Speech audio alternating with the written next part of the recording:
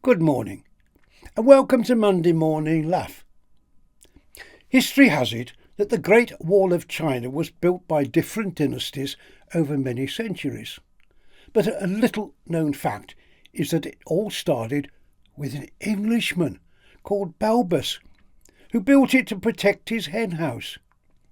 So, I'll tell you the story of Balbus. You know, him as builded a wall. I'll tell you the reason he built it and the place where it happened and all. This here Balbus, though only a tattler, were the most enterprising of men. He'd heard chicken farms were lucrative, so he went out and purchased an hen. 'Twere a white Wyandotte called Mabel.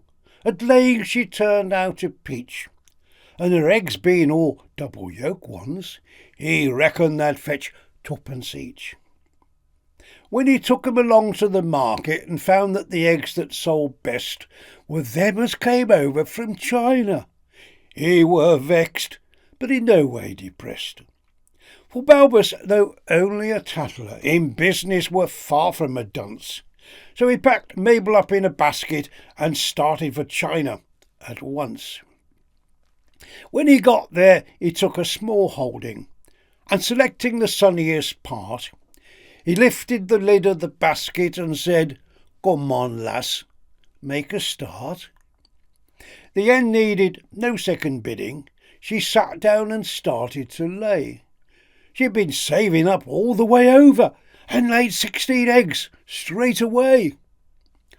When the Chinamen heard what had happened, their cheeks went the colour of mud. They said, "Here were she a mass production," and had to be nipped in the bud.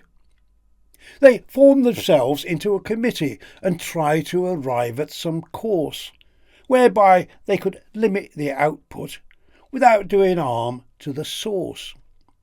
At the finish they came to the conclusion that the easiest road they could take were to fill the hen's nest up with scrap iron, so as fast as she laid eggs they'd break.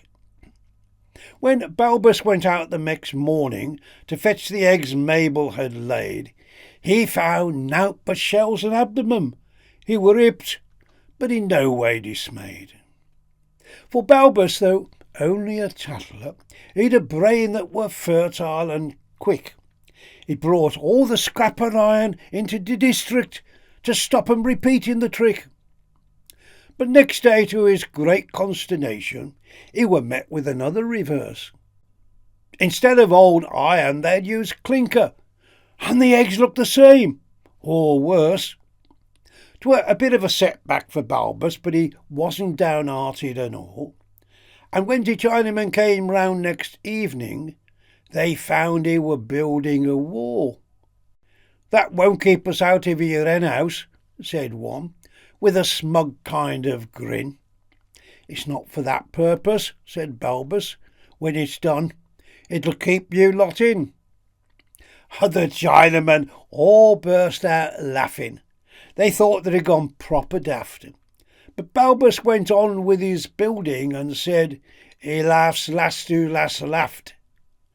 Day by day Balbus stuck to his building, and his efforts he never did cease, till he builded the Great Wall of China, so Mabel could lay eggs in peace.